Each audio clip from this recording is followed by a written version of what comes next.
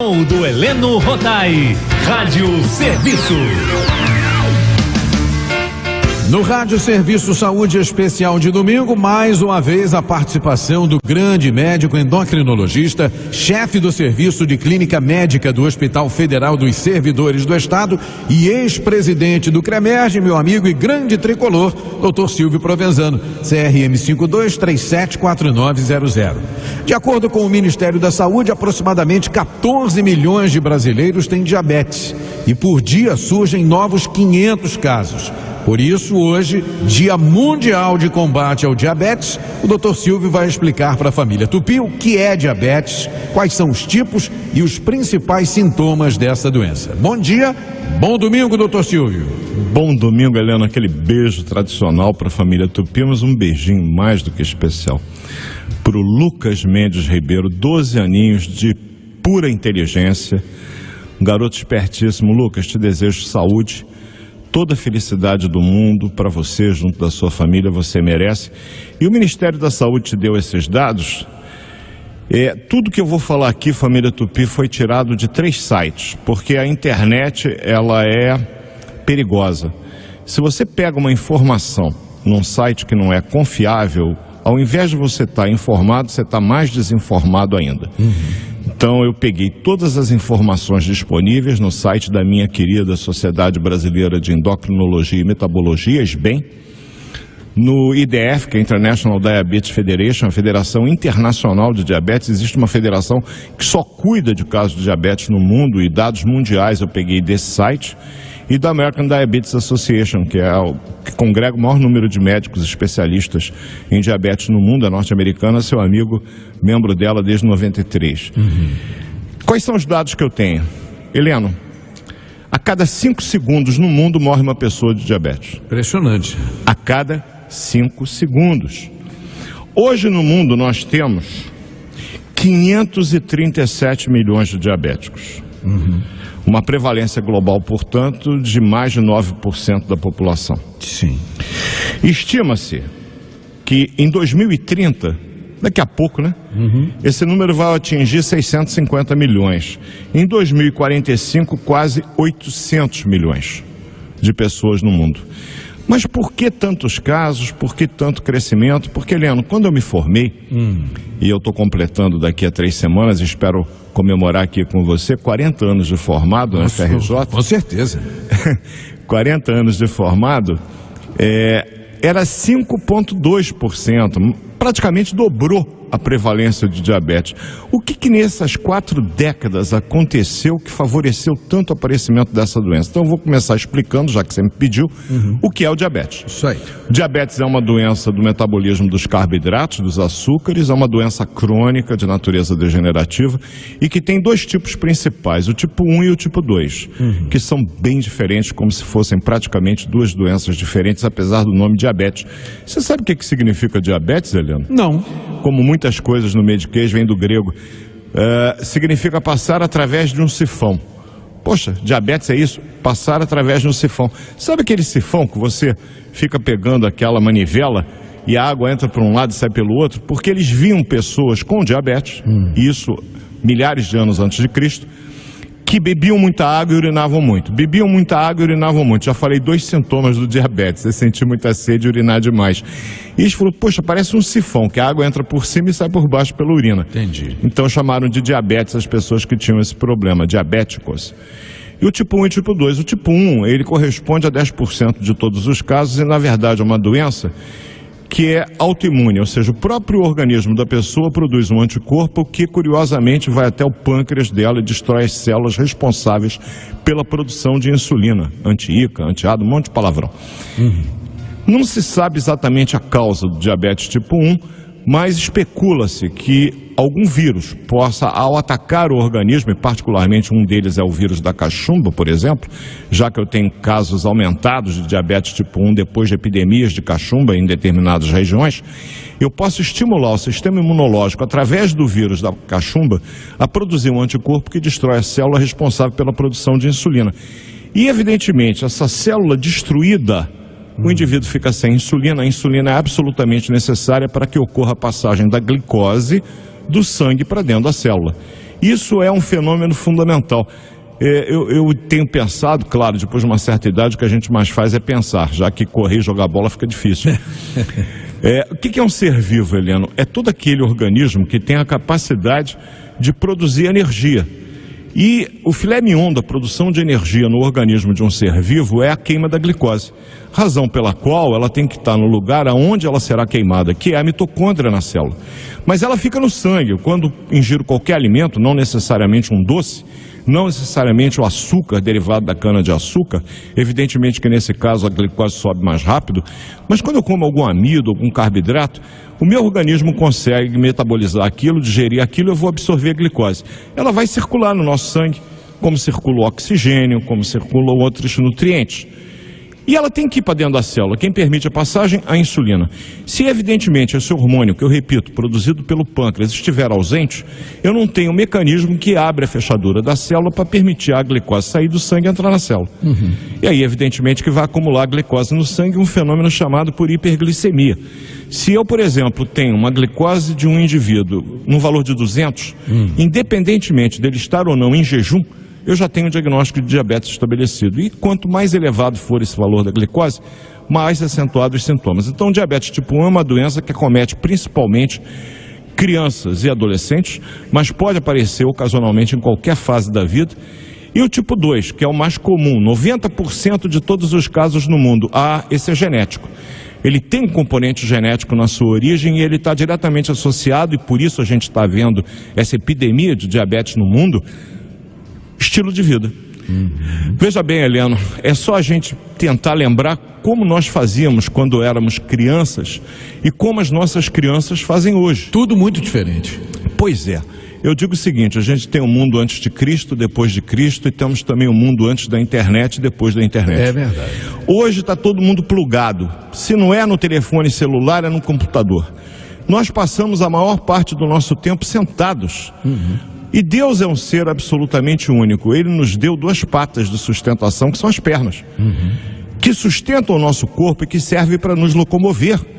Só que nós, desobedecendo a uma lei da natureza, ao invés de caminharmos, ao invés de andarmos, ao invés de nos locomovermos, estamos cada vez mais sedentários. Eu digo o seguinte, e meus pacientes que estão me ouvindo agora certamente vão se lembrar, se fosse para ficar sentado o tempo todo, Deus, na sua magnífica sapiência, teria dado duas bundas e não duas pernas.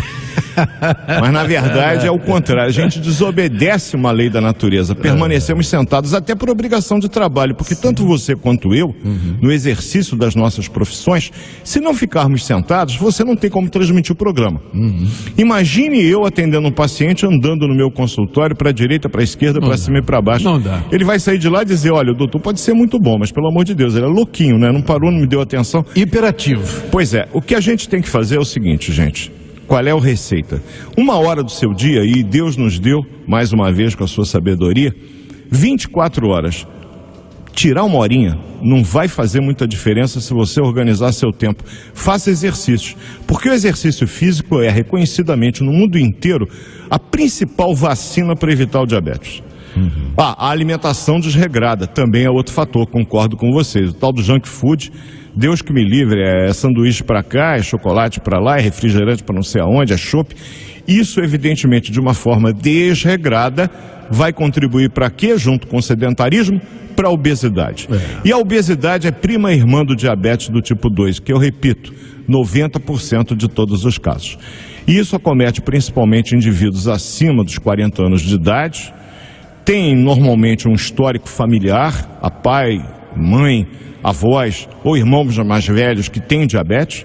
Então essas pessoas devem ter um alerta ligado para começarem a prevenir, porque ao contrário do tipo 1, que é um acidente na vida da pessoa, uma doença autoimune, o tipo 2 a gente reconhece muito bem como é que ele surge. A resistência da ação da insulina é o mecanismo inicial. Eu produzo insulina, no entanto a minha insulina tem dificuldade para executar sua função.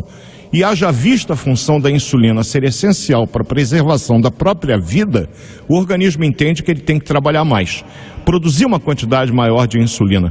E, Heleno, qualquer órgão do corpo humano que você exija dele um trabalho maior do que aquele ao qual ele está preparado para fazer, o tempo de vida útil desse órgão será um pouco menor. E quando o pâncreas encerra a sua ação e começa a secretar de forma deficiente, insuficiente a insulina, o diabetes aparece. Eu posso prevenir isso poupando meu pâncreas. E o principal mecanismo, eu repito, atividade física. Caminhar, gente, fazer uma bicicleta, dançar, nadar, qualquer tipo de atividade física aeróbica é recomendado. Uma alimentação equilibrada, e aí eu sempre saldo as minhas amigas nutricionistas, porque cabe a elas, ou a eles, nutricionistas, a orientação dietética adequada nesses casos. E sempre procurar um médico para ver se você está em risco de desenvolver o diabetes, porque o diabetes do tipo 2, 5, 10 anos antes dele aparecer, você já percebe sinais. E aí você pode, ou com medicamentos e principalmente com a mudança do estilo de vida, abortar esse processo e evitar que uma doença que é crônica, degenerativa e que cursa com uma série de complicações, lembrando que o diabetes é a principal causa de cegueira adquirida no mundo, é a principal causa de amputações não traumáticas no mundo e está diretamente associado a 3, 4 vezes mais o risco de infarto agudo do miocárdio e acidente vascular cerebral, lembrando que os óbitos no Brasil, a partir dos 40 anos, estão associados com essas condições, o infarto e o AVC. Outro detalhe, quando eu me formei, a gente só pensava em diabetes do tipo 2 depois de 50 anos. Quando um cara de 60 já era considerado um idoso. Hoje, eu estou vendo diabetes do tipo 2 com 15 anos de idade. Por quê? Porque a obesidade já vem quando a criança nasce.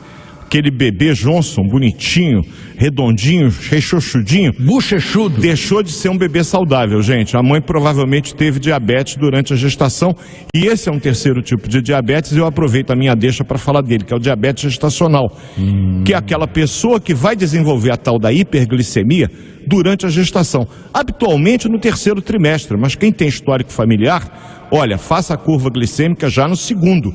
Porque quanto antes você perceber que você está com diabetes na gestação, você previne complicações para você mesma e principalmente para o neném que você quer que nasça saudável. Ufa, essas crianças devem desde cedo ser acostumadas a praticar exercícios, a ter uma alimentação equilibrada, porque assim ao longo da vida não vai causar sofrimento. Porque quem não consegue mudar seu comportamento, Heleno, e olha, quanto mais tarde você tenta mudar, pior é. Quando jovem é muito fácil adquirir bons hábitos, da mesma forma que também é fácil adquirir os vícios e os maus hábitos. Mas a gente deve orientar. O diabetes é uma doença que pode ser prevenida. E no Dia Mundial que se comemora o diabetes, este 14 de novembro, a principal mensagem que o Serviço de Saúde, com a sua incrível penetração aqui no Rio de Janeiro, junto à família Tupi, que vocês divulguem. Posso prevenir o diabetes do tipo 2, que é responsável por 90% dos casos, que no Brasil, conforme dados agora pelo próprio Heleno Rottai, 14 milhões de brasileiros padecem dessa doença. E eles poderiam ter, talvez, evitado, ou pelo menos retardado o máximo possível, o aparecimento de uma doença que pode cegar, pode aleijar, enfim, pode matar. Bom, no meu caso específico, né, de 6 em 6 meses eu faço o meu exame completo de sangue, né? E a minha glicose está sempre liberando 90. O sinal de alerta é ligado a partir de 100, não é isso? Isso. Na verdade, quem tem diabetes, a gente quer que em jejum a glicose fique entre 70 e 100. 2 horas após ter se alimentado, ela pode ir no máximo a 140. Ultrapassou esses valores, está hiperglicêmico, temos que corrigir alguma coisa, seja aumentando a carga de exercícios, seja melhorando a qualidade da dieta, seja com medicações. Eu tenho no diabetes do tipo 2 medicações que melhoram a ação da insulina, diminuindo a resistência à insulina. Essas medicações, elas são iniciadas numa fase que a gente resolveu chamar de pré-diabetes. Entendi. O que é pré-diabetes? É uma situação onde eu tenho uma glicose em jejum de 100. De 105, que eu, Silvio, no passado, falava para o Heleno, relaxa, 105 tá bom, não estava não, estava errado. 105 já é um sinal alerta, é um sinal amarelo. Eu faço uma curva glicêmica, eu peço um exame importantíssimo chamado hemoglobina glicada. A hemoglobina glicada é um composto que foi descoberto na década de 90, eu já tinha praticamente 12 anos de formado. E aí se descobriu que quando você está hiperglicêmico, o percentual da hemoglobina, cuja função, como a família Tupi já ouviu falar aqui, é carregar o oxigênio e gás carbônico, ela tem uma paixão, eu diria que Romeu e Julieta, pela glicose. Ela vê a glicose, é uma tarada, ela gruda na glicose. A minha tá 5,6, tá dentro? Perfeito, até 5,7 é normal. 5,8 até 6,4 a gente considera pré-diabetes. Se porventura você fez a tua hemoglobina glicada e deu um valor de 6,5, procure o médico. Já tem o diabetes, mas ainda provavelmente numa fase onde as complicações não estão se desenvolvendo, e o papel do médico, e principalmente o seu, com a sua responsabilidade, vai ser modificar o que puder para reduzir isso mais ainda e, com isso, a gente minimizar a possibilidade de surgimento de complicações na vida dessa pessoa. E são várias, já falei aqui sobre pé diabético devido à neuropatia diabética. Você sabe que eu tenho uma paciente que falou ontem, doutor, eu não consigo sequer colocar o lençol em cima de mim, porque quando ele encosta na minha perna, queima tudo. Neuropatia diabética. Foram 15 anos de um diabetes para o qual ela saía do consultório e me mandava o zap pelo celular, estava na padaria em frente ao meu consultório comendo um sonho. Na verdade, é a provocação, tipo assim, sabe, o que você falou eu vou levar em conta nada, e o resultado é esse. Na verdade, a gente sabe que o médico às vezes é muito chato, ele manda fazer coisas que ele próprio muitas vezes não faz, mas a gente faz à luz da ciência, à luz dos estudos, à luz daquilo que a gente sabe que é o melhor para a população, até porque o dever, de acordo com o Código de Ética Médica do médico, é preservar a saúde da população e fazer de tudo que estiver ao seu alcance, como eu tenho feito aqui na Rádio Tupi, orientando de maneira que as pessoas possam acordar para a vida. É complicado? É, mas não é impossível. Certo. Antes da gente encerrar, né, para quem ligou o rádio já com a entrevista em andamento, vamos lá, as principais dicas, né, as orientações para que você não chegue ao ponto de ter um problema grave de diabetes. Se você, porventura, tem na sua família casos de familiares de primeiro grau com diabetes, como eu tinha, minha mãe, minha falecida avó também, eram diabéticas, eu tinha um histórico familiar de diabetes, o que geneticamente me tornava sob risco para o desenvolvimento dessa doença. Qual é o conselho? Você nunca deixe de praticar exercícios físicos. A atividade física, uma hora que seja, 3, 4 vezes por semana, e não precisa ser uma atividade física intensa. Eu digo para o paciente, eu não estou querendo que você se torne o próximo maratonista. Aliás, hoje tem uma maratona. Uma caminhada leve. É uma caminhada leve, uma hora caminhando, 40 minutos que seja. 40 minutos agora.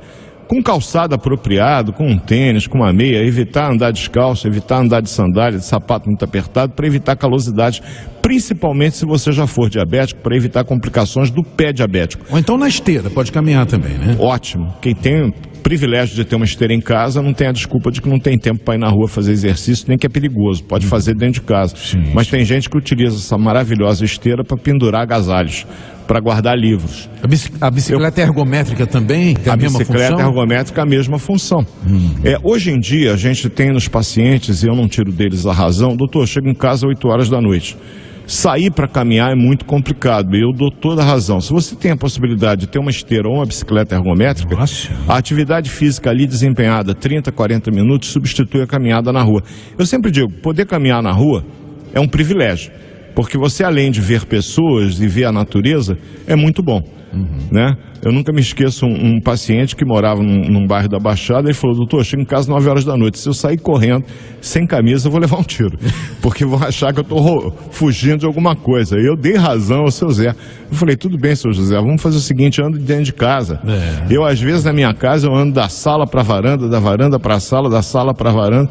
Eu deixo meus cachorros absolutamente doidinhos, né, me vendo andando, até que eles se cansam de andar e ficam parados olhando para mim, tipo assim, esse doido não vai parar de caminhar. Dependendo do local que a pessoa more, de manhã cedo ou à noite, fica impossível de fazer uma caminhada, né? Eu concordo, e aí você tem a opção de subir e descer a escada, quando permite as articulações, porque a gente sabe que com a idade, devido à artrose, o subir e descer a escada pode piorar a dor.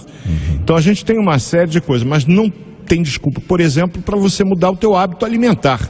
Aí é outra coisa. E para não deixar de consultar um médico, porque eventualmente com uma hemoglobina glicada de 5,9, quase normal, mas já está alterada, é para pré-diabetes.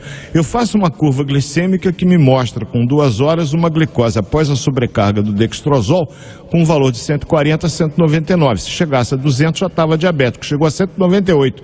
Ufa, bateu na trave, mas você está com pré-diabetes. Se nada for feito, em 1 a 3 anos você está diabético. Eu já posso iniciar algum medicamento? Posso. A velha metformina, não tem problema nenhum, é substância genérica. Ela melhora a resistência insulínica, permitindo que a insulina ligue-se aos seus receptores com maior facilidade. Com isso, eu diminuo a sobrecarga de trabalho do pâncreas. Eu poupo um órgão que já está trabalhando com língua de fora. Isso é tudo de bom. Agora, atividade física é absolutamente essencial. Não deixem de fazer, nem que seja dentro de suas próprias casas. Essa era a mensagem do Serviço Tupi, do Serviço de Saúde da Rádio Tupi, nesse 14 de novembro, Dia Mundial do Diabetes, porque é uma doença que, eu repito, a cada 5 segundos, em algum lugar do mundo, nesse programa, vamos fazer um cálculo, 15 minutos, 5 segundos. Meu Deus, quase 500 pessoas já morreram só de diabetes enquanto eu comecei a falar aqui no mundo inteiro. Impressionante. É uma tragédia. É verdade. Assunto para domingo que vem, amigão. Pois é, no Novembro Azul, todo mundo me cobrando, para vocês sim, câncer de próstata. Eu quero ver se eu consigo trazer um colega geneticista, porque o câncer de próstata, tanto quanto o diabetes do tipo 2, a genética tem um papel muito importante. Então eu aguardo vocês domingo que vem, desejando uma semana abençoada, um bom feriado amanhã, e a você, Helena e Regina, um beijo, obrigado. Um beijo. Obrigado a Deise pelo apoio e ao Jorginho Epa.